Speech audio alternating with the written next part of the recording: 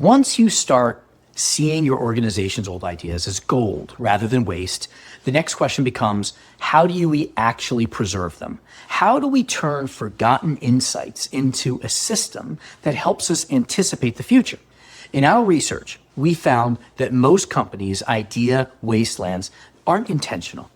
Ideas just get logged in spreadsheets, forgotten in innovation portals, or left behind when a project team dissolves and moves on. But with a few simple shifts, you can turn that landfill into a mine. Here's how to begin. First, discover and document with purpose. When employees share ideas, don't just evaluate them for immediate viability. Capture context. What problem does it address? What assumptions made it unworkable? And what would need to be true for it to be successful in the future?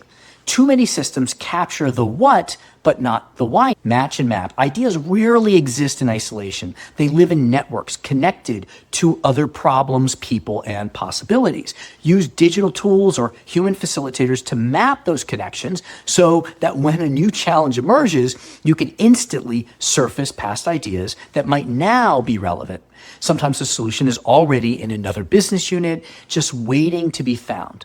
Third, value and revalue. Ideas over time, just like financial portfolios are marked to market, your idea portfolio should be too. Schedule regular reviews, could be quarterly, could be annual, to reassess old ideas through the new lens of technology or market shifts. What seemed impractical last year may now be perfectly positioned. Fourth, prioritize without discarding. Prioritization isn't about elimination, it's about sequencing. Label ideas later instead of no.